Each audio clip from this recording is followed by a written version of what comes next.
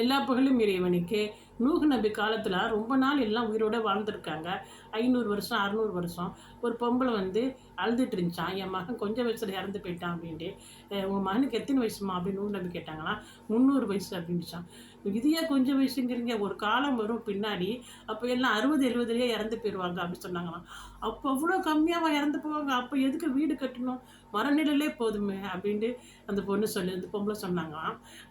ஆனால் இப்போ எப்படி எவ்வளோ பெரிய மாட மாளிகைலாம் கட்டுறாங்க, ஒரு 200 வருஷம் இருக்க போகிற மாதிரி கட்டுறாங்க. ஆபிதின்னு ஒரு மனுஷன் இருந்தார். அவர் வந்து 100 வருஷம் அப்படி இப்படி கரைஞ்சிடுச்சு. சரி, மிச்சம் இருக்க வருஷத்தை நம்ம வந்து அல்லாஹ் வணங்குவோம் அப்படின்ட்டு ஒரு மலைக்கு மேலே ஏறி உட்காந்துக்கிட்டாரு. அங்கேருந்து தொழுகிறது, ஓதுறது, தஸ்பீஹ் செய்கிறது இப்படியே செஞ்சுக்கிட்டே இருந்தார். எந்த உயிரினத்துக்கும் அவர் தொந்தரவு கொடுக்கவே இல்லை. 500 வருஷம் அதை மாதிரி வணங்கிட்டே இருந்திருக்காரு. அவர் 600 வருஷம் மொத்தம் உயிரோடு இருந்திருக்காரு. 500 வருஷம் வணங்கிட்டே இருந்திருக்காரு. அவர் இறந்து போயிட்டார்.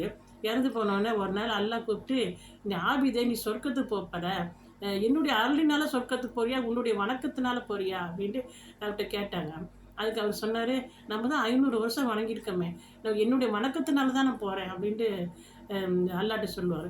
ஓ ஆபிதே, நீ வணங்கும்போது உன்கிட்ட எந்த கொடிய மிருகங்களும் வரல, அது வராமல் பாதுகாத்தது உன்னுடைய வணக்கத்தினாலேயா என்னுடைய அருளினாலேயா அப்படின்னு நல்லா கேட்பான். அல்லா உன்னுடைய அருளினால தான் அப்படின்னு சொல்லுவார்.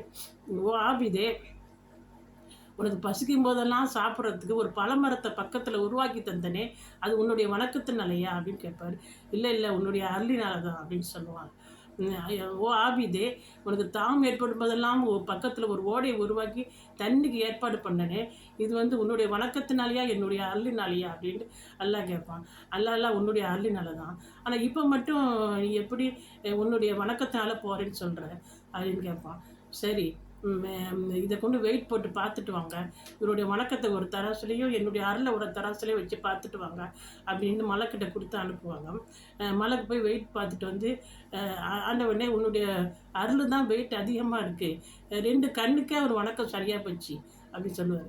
2 கண்ணுக்கே நம்ம 500 வருஷம் வர சரியாக போச்சுட்டா, மற்ற உறுப்புகள்லாம் எல்லாம் கொடுத்துருக்கானே, அதுக்கெல்லாம் இன்னும் எத்தனை வருஷம் வணங்குறது, சாப்பாடு கொடுக்குறானே அதுக்கு எத்தனை வருஷம் வணங்குறது. அப்போ வந்து அல்லாவுடைய அருள் இருந்தால் நம்ம கொஞ்சம் வணக்கத்தையும் அல்லாஹ் வந்து நமக்கு ஏற்றுக்கிட்டு நமக்கு சொர்க்கம் கொடுப்பான். அல்லாவுடைய அருள் இல்லாட்டி நம்மளால் ஒன்றும் செய்ய முடியாது. அதனால் அல்லாவுடைய அருளை நம்ம வேண்டி எப்போதும் துவா கேட்கணும். கொஞ்சம் சம்பாதிச்சா கூட அதில் பறக்கத்து இருக்கும். நிறைய பேர் சாப்பிட்லாம், நிறைய வேலைகள் செய்யலாம், ஆனால் நிறைய சம்பாதிப்பாங்க சில பேர். ஆனால் நோய் நொடி அதுக்கு இதுக்கு செலவாயிடும். இறைவனோட பறக்கத்து இருந்தால் தான் நம்மளால் எல்லாத்துலேயும் பிழைக்க முடியும். இறைவனை வணங்கி வாழ்வோம், இல்லாதற்கு வழங்கி வாழ்வோம், அனைவரோடும் இணங்கி வாழ்வோம். அஸ்ஸலாமு அலைக்கும்.